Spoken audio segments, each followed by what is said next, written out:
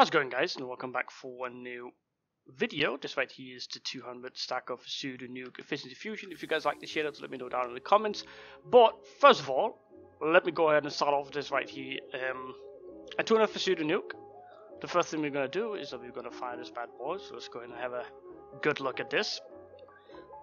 This is pretty much what it's going to look like behind. And it's going to create these holes right here all the way down, and it should be the same on the other side right there, so we can easily count it without the water here. So there is going to be explode one right here at the bottom. As you can see, it's kind of big right here. So it is going to explode one at the bottom, so we can count that as number 1, 2, 3, 4, 5, 6, 7, 8, 9, 10, 11, and number 12 up here. So 12 holes for Pseudo and a 200 Y, which is pretty decent, I guess. Now coming into how all this works right here, and if you haven't seen my other Pseudo nukes, I'm gonna quickly explain it for you guys real quick. The first thing I want to show you though is how the sand is stacked, and it is using something called order of entities. What Minecraft is pretty much doing is that whatever you activate first is getting loaded first when it comes to the wall. So in this case, I'll show you what I mean. So up here we have a normal sand compression. This right here is a dual sand comp. If we were to say that this right here is getting loaded first, of course,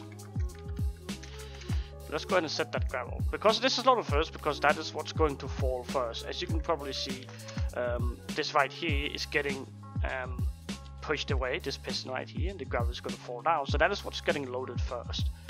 12-1. Oh my god, I remember that. Alright, I feel special now.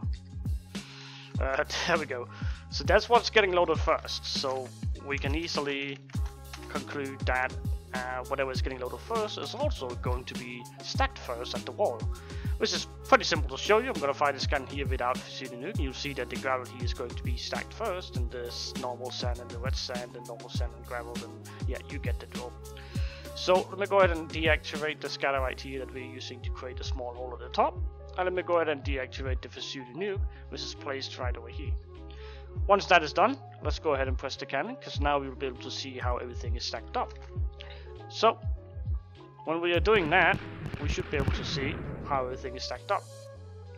So let's go to the bottom right here and let's go have a look. So as you saw, the gravel stacked first, just as predicted. Next time we have our normal sand, just as predicted. But before it changes from gravel to normal sand, it has a TNT in between. Of course, that's going to go into the gravel or the sand above it. But as you can see, the hole is literally in the middle of where that gravel is. So you know what a Pseudo Nuke is, that it can only make a hole each sand layer in the sand comp, meaning that if you have a very long sand compression, then you'll find out that the holes in between is going to be bigger. But if you have a smaller sand compression, you won't be able to have that much sand, and if you have a smaller sand compression, you won't be able to shoot that many times. If you go further up, you'll be able to see that the next hole right here switches in between normal sand and wet sand. There is a hole as well, so every single hole all the way up right here, as you can see, it is in between stretches of the sand compression layer, because we use order of entities. So whatever you activate first also stacks first. So what we are doing pretty much is that we are making sure that we take out TNT before the next layer gets in. So when this one here is stacked, we take out TNT before we start loading in this sand right here, and therefore creating these holes right in between. As you can see, it follows it all the way up. So if you want more holes, there's different ways you can do it. This right here is not only the only way you can do it, by just having a smaller sand compression. Since we're using a dual sand compression, it's actually able for us to actually switch up the times in between these two sand compressions right here. So let's say, just to try to explain it the best, let's say that we are going to have 4 ticks on this one right here, and we're only going to have 8, or we're going to have 8 ticks on this one. That means that there is 4 ticks in between. So if you can somehow get the TNT to have 4 ticks in between and then 8 ticks in between, you would be able to get a much larger effect. Because right now we need to stack 9 plus 9, that's 18. So we need to stack 18 sand before we can get a hole. But if you offset these two here, these fall at different times, you only need to stack 9. Does that make sense? If it does, then it should be pretty simple for you to quickly make more holes. All you need to do is just use some sorcery right here to make these two here different timings. And that's pretty much all you need to do to get more holes. But this right here is more like a basic Pseudo Nuke, like a starter edition, so on to say. Like, we can go further into it if you guys would like me to do that, and we can actually make some really cool things with Pseudo Nuke, which is hopefully something that you guys will be interested in later. But right now, it's just important for me that everybody understands how this Pseudo works. Before we start going into crazy things, it's very important for me to make sure you guys understand.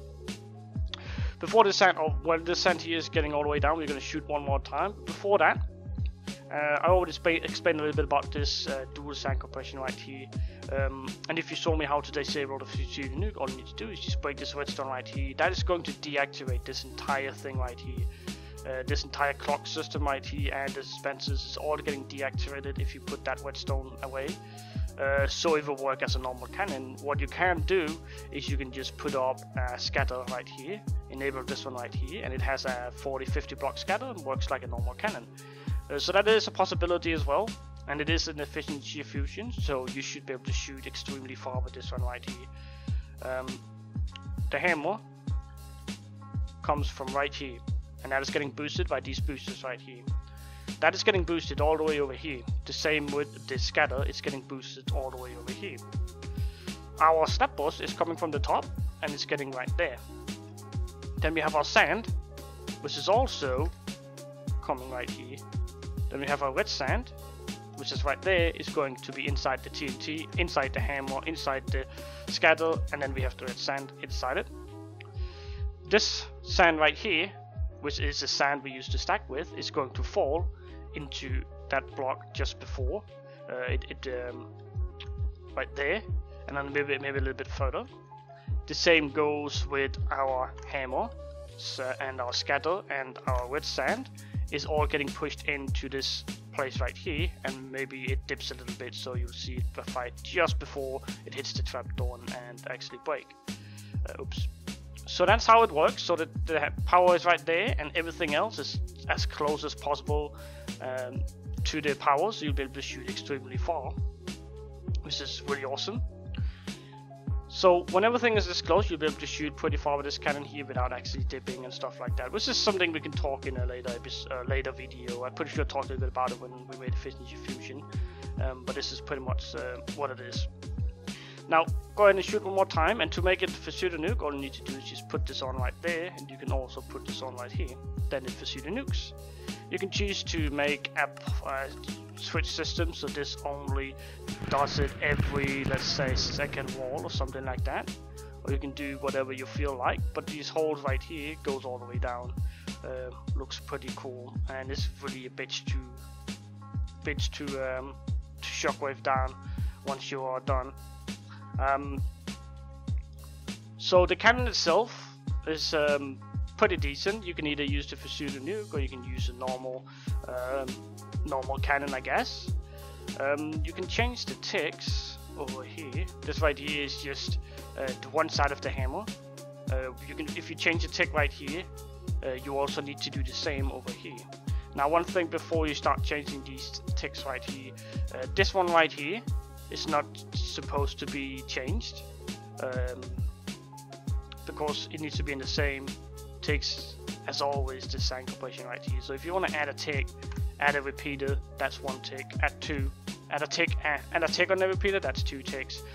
But you shouldn't really be necessary to add any ticks to this cannon here. But if you want to, do not add one tick right here. That's gonna fuck up the entire system right here, unless you can just reduce one tick right here, which in that case these will no longer be in the same ticks, which is kind of sad. So try not to mess too much with this right here. Just add a repeater if necessary, but it shouldn't really be necessary. Over here we have our slap bust. What you can do to enable that is you can just put a redstone right here, but you can also just put a repeater if you want a downward hybrid or whatever you might feel like you want to do with the cannon. You can do this as well. A little space right here, so you can add whatever you want. On top of that, we also have the scatter right here. I choose to add a scatter because you might want to do it normally, cannon, and in that case, I added a scatter right here. You don't really use it besides making a small hole at the top to kind of make sure the Pseudo Nuke can go through. Nothing else is really done to that aspect right there. But that's pretty much the entire cannon, guys. Hopefully you guys enjoyed these shaders. If not, let me know down in the comments. And also, if you love these shaders here and you would like me to continue using shaders when showcasing videos, go ahead, showcasing cannons or releasing cannons, go ahead and let me know down in the comments. Anyways, guys, I want to thank you guys for watching this video here. If you liked this video, remember to like down below. And as always, guys, remember to comment down below if you have any questions, suggestions about this cannon or any other cannon for that sake.